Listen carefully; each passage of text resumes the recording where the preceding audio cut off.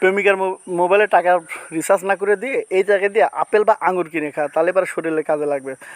নাশপাতি কিনে খা, অথবা কমলা কিনে খা, অথবা দুধ কিনে খা, তাহলে পরে শরীরে কাজে লাগবে। প্রেমিকার মোবাইলে রিচার্জ করে দিলে তখন এটার জন্য পস্তাবে। এখন যে বাবু বাবু করতেছে, এই বাবু যে অন্য কোনো বাবুর কোলে ঘুম পাড়তেছে কিনা সেটা তুমি কেমন করে জানো? যখন তোমার ভরে দিয়ে চলে যাবে না, তখন খালি হাই হাই করবা আর কাঁদবা, আর মনে করবা ও রে আমি আমার প্রেমিকার মোবাইলে টাকা ভরে দিছিলাম রে, আরে আমার এখন এমন একটা বাস দিয়ে চলে গেল রে, আমি কি করবো রে। খালি হাই হাই করবা আর মদ খাওয়া, অথবা গাঁজা খাওয়া, অথবা সিগারেটের পাশা শুকতে শুকতে শুকতে শুকতে একদম পাশারে লাল করে দেবা, তারপরেও কিন্তু কোনো লাভ হবে না। তো এখনও সময় আছে বন্ধুরা, বাবুরা, তোমরা এখনও চিন্তা করো যে কীভাবে কী করবা। এই প্রেমিকা প্রেমিকা করে জান জান করে বাবু বাবু করে পাগল হয়ে যাচ্ছে না, এর জন্য কিন্তু একদিন পস্তাবা, এমন পস্তাবা সেদিন কিন্তু আর কোনো উপায় থাকবে না। তাই আমি এখনও বলতেছি এখনও সময় আছে।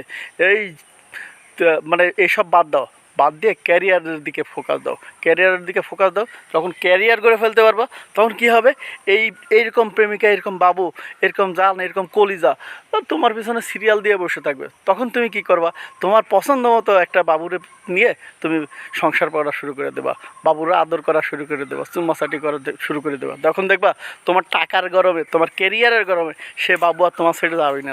তাই এই সুন্দর করে একটা সুন্দর উপদেশ দিচ্ছি, এই উপদেশটা মানিয়ে চলো বন্ধুরা। আমার কথা শোনো, দেখো জীবনের কেরিয়ার গড়ে ফেলো, দেখো তোমার পিছনে বাবুর অভাব হবে না, একেবারে জানের অভাব হবে না।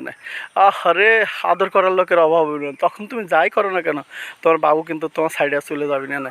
ওই তোমার কেরিয়ারের চিন্তা, তোমার টাকার চিন্তায় তোমার কাছেই পড়ে থাকবে না। তাই উপদেশটা মানো, আমার কথা শোনো বন্ধুরা, কাজে লাগবে না। আর এটাই বাস্তব।